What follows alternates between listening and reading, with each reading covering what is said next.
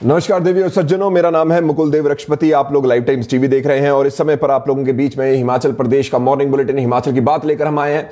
हिमाचल की बात आप लोगों का, हम लोगों का मॉर्निंग बुलेटिन, जिसमें हम हिमाचल प्रदेश में चल रही तमाम गतिविधियों के बारे में आपको बताते हैं और आपको बताते हैं कि प्रत्यक्ष या अप्रत्यक्ष तौर पर किस प्रकार से वो आपके जीवन में असर डाल सकती हैं। उन सभी गतिविधियों को लेकर ये बुलेटिन हम लोग तैयार करते हैं और सुबह सवेरे के समय में जितना जल्दी हो सके आप लोगों को सारी जानकारी प्रदान करने का प्रयास करते हैं, ताकि जितना जल्दी हो सके आप लोग भी फ्री हो और दिनचर्या शुरू करने से पहले आप लोगों को सारी जानकारी यहां पर पता चल जाए।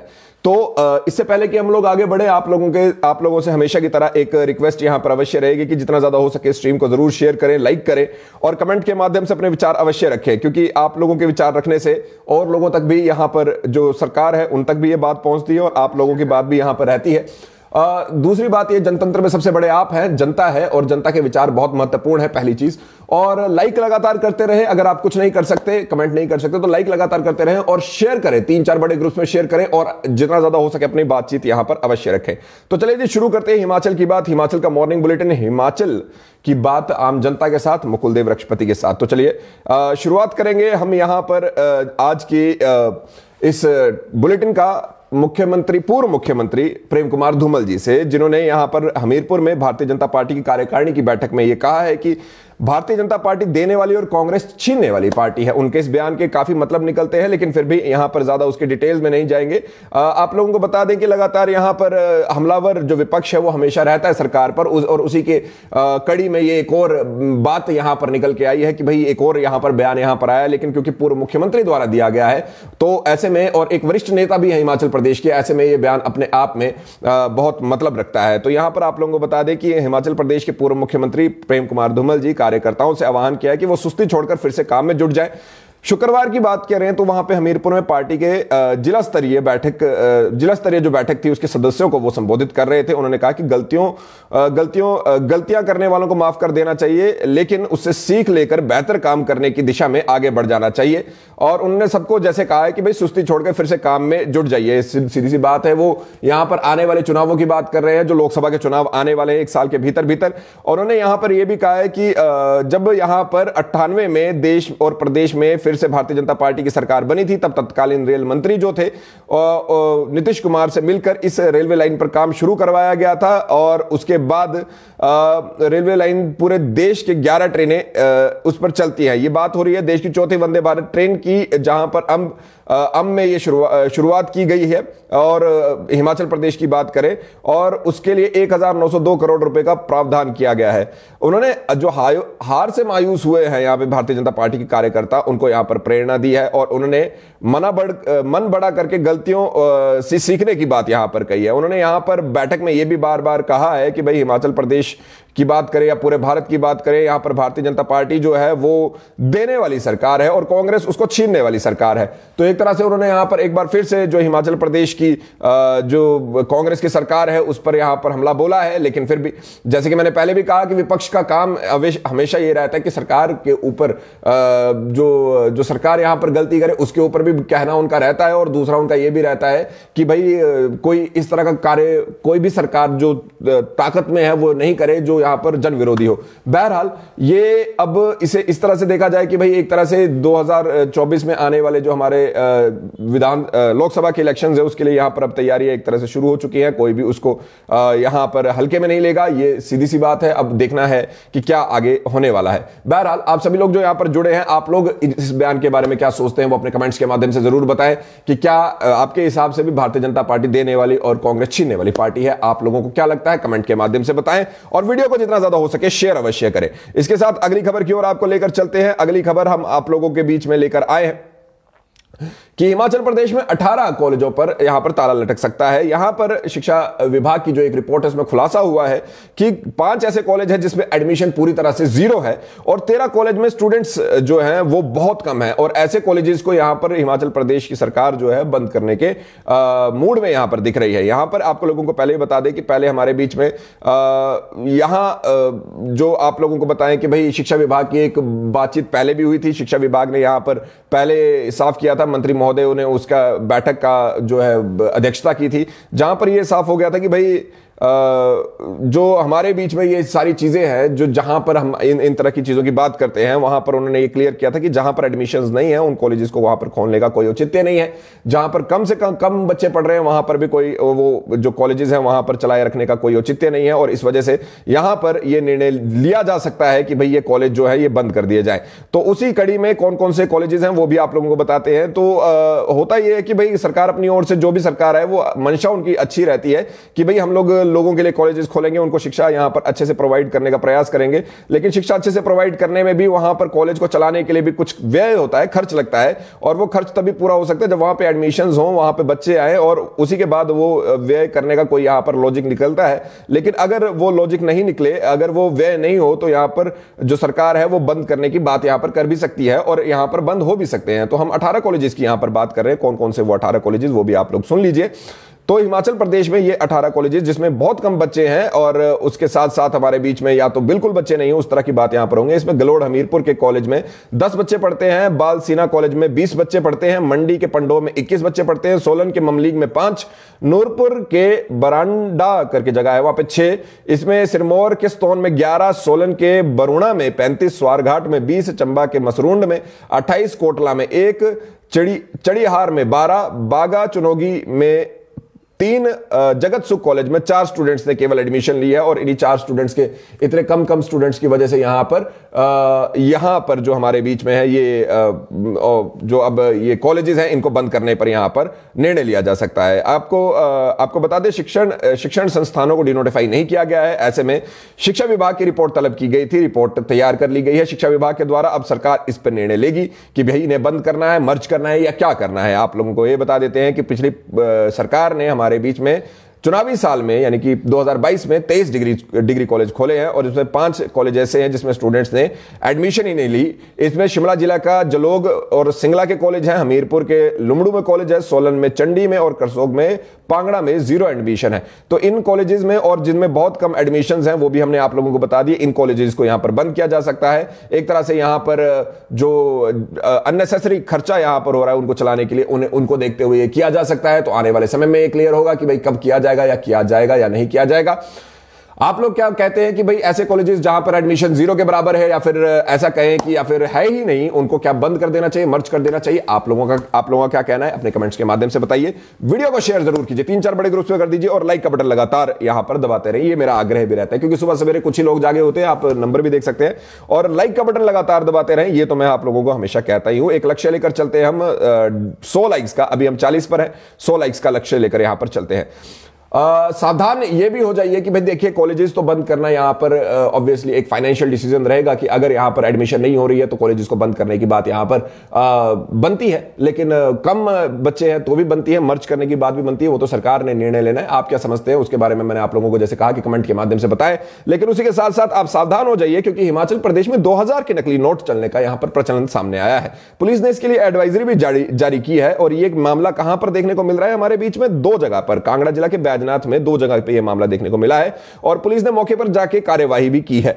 यहां पर बता दें, बैजनाथ के साथ निचले क्षेत्र में यह घटना हुई है, जहां पर वीरवार देर शाम को यहां पर पुलिस को सूचित किया गया कि भाई 2000 रुपए के नकली नोट यहां पर चल रहे हैं। जो एक क्षेत्र है ये मड और डमरू महादेव है। यहां पर दुकान करने वाले कृष्ण कुमार और अर्जुन कुमार ने बताया कि उनके दुकान में एक युवक आया और कुछ सामान लिया, और दोनों जगह पे 2000 के नोट दिए, जो बाद में नकली यहां पर देखने को मिले। उसके बाद यहां पर एक दुकान में दुकान का नौकर और दूसरी दुकान में दुकानदार की पत्नी थी। उस समय पर उन्होंने नोट ले लिया, उन्हें पता नहीं चला। लेकिन सुबह जब दुकान के लिए सब्जी लेने के लिए वो सब्जी मंडी गए, तो उन्होंने जब वो नोट दिया तो उन्होंने यहां पर देखा कि भाई वो नोट नकली है। एसएचओ ने वहां पर एडवाइजरी जारी की है। उन्होंने ये कहा है कि दुकानदार जल्दबाजी में किसी अनजान व्यक्ति से 2000 का या अन्य नोट ना ले, और किसी प्रकार के नोट में जो शंका पैदा होती है तो तुरंत इसके बारे में पुलिस को सूचित करे। तो हमारे बीच में 2 जगहें हैं बैजनाथ की, और ये है एक मड और डमरू महादेव। तो ये हमारे बीच में यहां पर 2-2 हजार रुपए के नकली नोट चलने का प्रचलन का मामला सामने आया है। आप भी कभी भी कोई ट्रांजैक्शन करते हो और ऐसे व्यक्ति से कर रहे हैं जैसे कि जिसको आप नहीं जानते, या फिर आपको शक हो रहा है कि वो नकली नोट है, तो पुलिस ने वहां पे एडवाइजरी जारी की है। लेकिन मैं कहूंगा आप हिमाचल प्रदेश के किसी भी क्षेत्र में हो, आप लोग ध्यान जरूर रखें। कोई भी बड़ा नोट, खासकर मेरे व्यापारी भाई और खासकर जो व्यापारियों से पैसे ले रहे हैं वो भी ध्यान रखें, क्योंकि गलती किसी से भी हो सकती है। तो आप लोग इस चीज पे ध्यान रखें। क्या आप लोगों के साथ कभी ऐसा हुआ है, इसके बारे में भी आप जानकारी दें कि भाई आपको नकली नोट मिला हो, तो उसके बारे में भी जानकारी दें।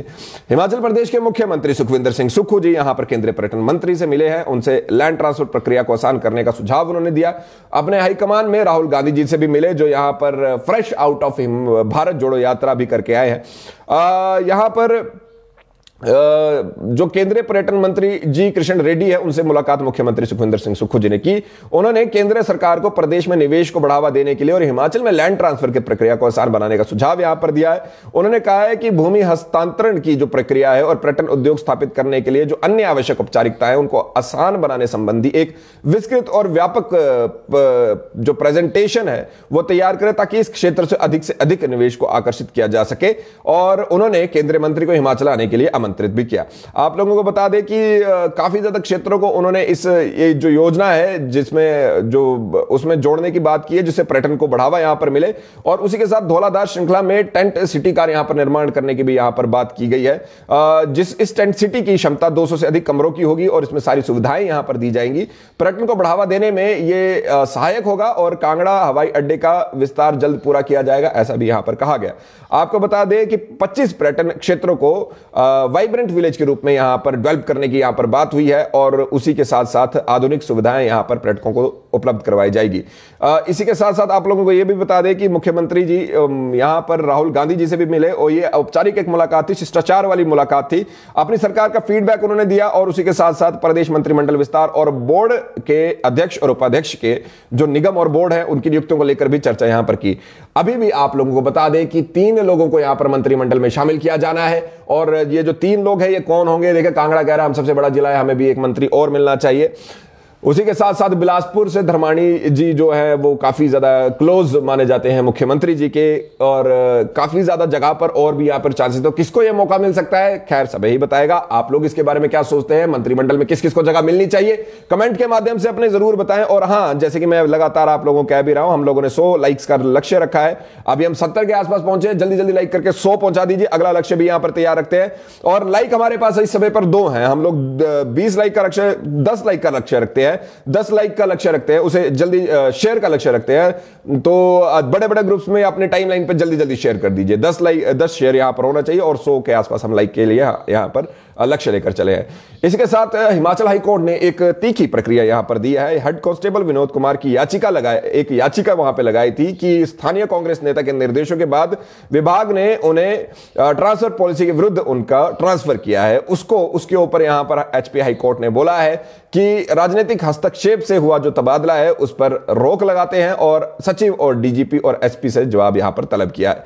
आप लोगों को बता दें कि यहां पर उन्होंने सीधा सीधा कहा है कि राजनीतिक हस्तक्षेप से यहां पर किसी भी प्रकार से तबादले नहीं हो सकते। और न्यायाधीश सुशील कुकरेजा जी ने यहां पर जो होम सेक्रेटरी हैं, डीजीपी हैं, एसपी ऊना है, उनको नोटिस जारी कर जवाब मांगा है, और 3 हफ्ते बाद इसकी सुनवाई निर्धारित की है। हेड कांस्टेबल पद पर तैनात विनोद कुमार की याचिका पर यह सुनवाई हुई थी, और उसके बाद यह बात निकाली गई। उन्होंने कहा कि राजनीतिक द्वेष के कारण उनका ट्रांसफर यहां पर किया जा रहा है, और उनके ट्रांसफर की कोई योजना यहां पर नहीं थी। जो स्थानीय कांग्रेस नेता है उनके निर्देशों के बाद ही उन्हें ट्रांसफर यहां पर किया गया। और जो याचिका करता है ऊना में महिला पुलिस थाने में हेड कांस्टेबल के पद पर तैनात है, और उसके साथ 225 किलोमीटर दूर सिरमौर जिला के IRBN कोलर में उनका ट्रांसफर किया गया है। 225 किलोमीटर दूर उनको भेज दिया गया भाई साहब।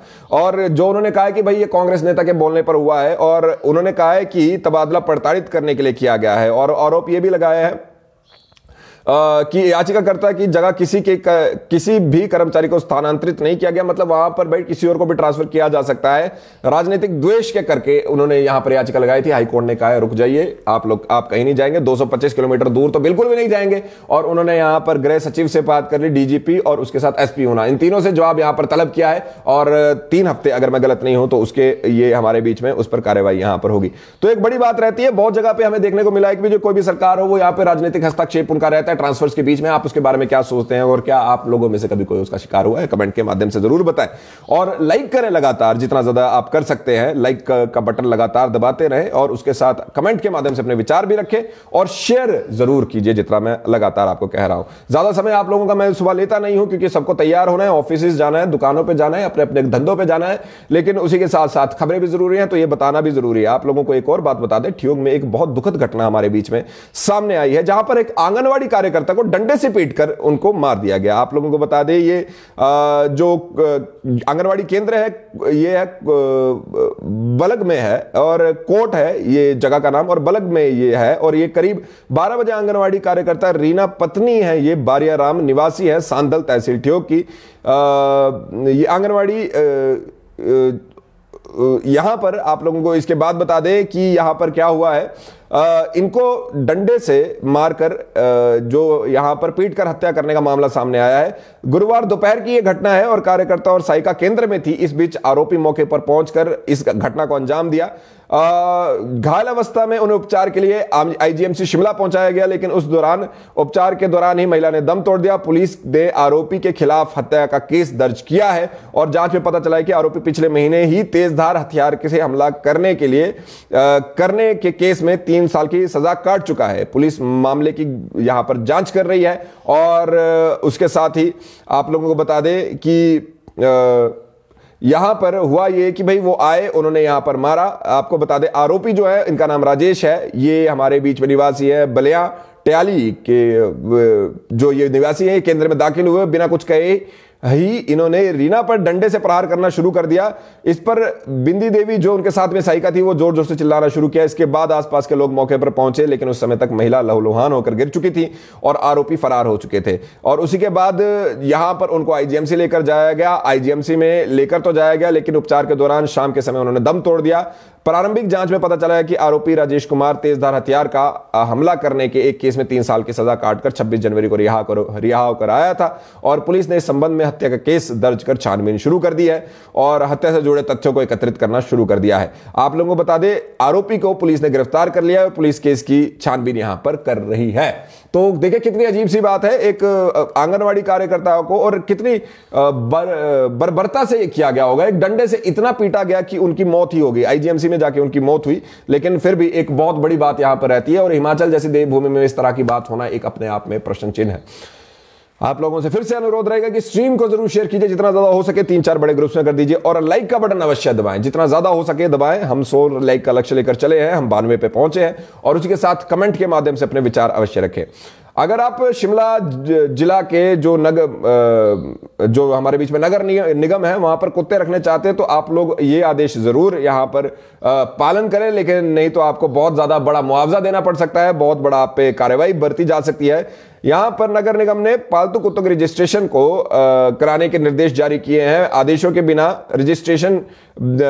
तहत जो बिना रजिस्ट्रेशन के शहर के कुत्तों को अगर आप घुमाते हुए सड़क पर निकलेंगे, पालतू कुत्ते को शहर की सड़कों पर निकलेंगे घुमाने के लिए, तो आप पर जुर्माना भी लग सकता है। तो 3 तरह के रूल यहां पर बताया है। रजिस्ट्रेशन फीस 500 रुपए की है और कुत्ता पंजीकृत होने के बाद एक टोकन और लाइसेंस दिया जाता है और इस पर जांच होती है कि आपका कुत्ता पंजीकृत है या नहीं। तो टोकन और लाइसेंस दिखाना अनिवार्य होगा, यानी कि आप गाड़ी के साथ अपने कुत्ते का भी लाइसेंस आप लेकर चले या टोकन लेकर चले। और कई कुत्तों को पंजीकरण के लिए जागरूकता अभियान और कैंपेन पहले चलाया है। 3 नियमों का पालन करने की यहां पर बात है और ये 3 नियम कौन से हैं? कुत्ते के मुंह पे मास्क से बंद होना चाहिए जब आप उसे घुमा रहे हो। तो एक ये तो बड़ा अच्छा रूल है। कारण उसका ये है कि कई बार कुत्ते काट लेते हैं, आपने कई वीडियोस देखी होंगी सोशल मीडिया पे खूब वायरल होती है। अब वो कुत्ते अगर काटे या कुछ इस तरह से हो जाए तो उस पर यह बात रहती है कि भाई नहीं, ऐसा नहीं होगा। कुत्ते के मुंह पर यहां पर मास्क होना चाहिए, गले में कॉलर होना चाहिए या पट्टा जो होता है, और कुत्ता मालिक जो है वो रस्सी या चेन से बांधकर ही कुत्ते को घुमा सकेंगे। यदि ये आवश्यक नियम कुत्ते को घुमाने के लिए अपनाए नहीं गए तो इस पर कुत्ते को कब्जे में लेकर इस पर डॉग हट में रख दिया जाएगा। मतलब जो कुत्ते को यहां पर पकड़ कर रखने का स्थान है वहां पर रख दिया जाएगा। तो 200 के करीब हमारे पास जो यहां पर शिमला शहर में है कुत्ते रजिस्टर्ड है, लेकिन अब शहर में पालतू कुत्तों की संख्या इससे अधिक है, ऐसा ये मानकर ये किया जा रहा है। अगर आप लोग ये रजिस्ट्रेशन कभी भी करा सकते हैं, सुबह से शाम 5 बजे तक अपनी सहूलत के हिसाब से नगर निगम कार्यालय में हो सकती है और 500 रुपए रजिस्ट्रेशन फीस है। घुमाते समय आप जो है है कुत्ते के मुंह पे मास्क होना चाहिए, गले में पट्टा होना चाहिए और उसी के साथ रस्सी या चेन से बांधकर ही आप इसे घुमा सकेंगे। और आपसे कभी भी ये पूछा जा सकता है कुत्ते का लाइसेंस दिखाइए या जो आपका टोकन है वो दिखा दीजिए। अगर ये नहीं होता है तो 500 रुपए का जुर्माना आपको वहां पर हो सकता है और उसके बाद भी अगर आप नहीं मानते हैं तो यहां पर और भी कार्रवाई यहां पर की जा सकती है। तो मेरे शिमला जिला के जो लोग देख रहे हैं वो जरूर शेयर कर दीजिए। कोई ना कोई आप लोगों का शिमला जिला का जो व्यक्ति होगा, जो वो शिमला शहर में रहता होगा, नगर निगम की बाउंड्री में रहता होगा, तो ये बहुत महत्वपूर्ण रहेगा उनके लिए, तो वो जरूर यहां पर उनको बता दीजिए, आप लोग जरूर बता दीजिए। और उसी के साथ हिमाचल प्रदेश की अगर मंडी की बात करें तो वहां पर 4 किलो चर्च के साथ पंजाब और महाराष्ट्र के 2 युवकों को पकड़ा गया है, एक बहुत बड़ी कामयाबी यहां पर मिली है। उसी के साथ रूस से आए हुए एक पर्यटक जो है उन्होंने यहां पर एक होम स्टे में मनाली में यहां पर सुसाइड किया है। और जो ये जांच से पता नाम एक तो इन लोगों के बहुत खतरनाक होते हैं, मॉस्को के आसपास के रहने वाले हैं और 17 नवंबर को इनको पासपोर्ट नंबर जो है वो जारी किया गया था। महिला मित्र के साथ ये मनाली आए थे और 31 जनवरी 2023 से मनाली घूमने आया था, लेकिन जहां पर ये रुके थे वहां पर किसी बात पर बहस हो गई और उसके बाद उन्होंने यहां पर फंदा लगा के अपनी जान दे दी।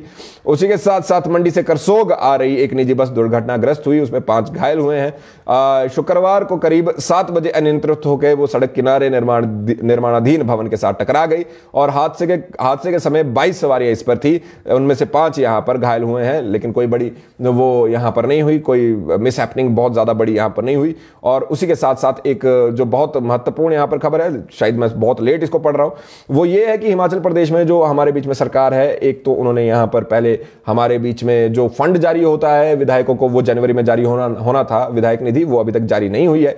लेकिन उसी के साथ साथ यहां पर जो उपायुक्तों को फंड मिलना होता है वो भी फिलहाल के लिए यहां पर नहीं मिला है। आखिरी किस्त इसकी भी जनवरी में जारी होनी थी, लेकिन अभी तक ये जारी नहीं किया गया है, उसको लेकर भी यहां पर चिंता व्यक्त की जा रही है।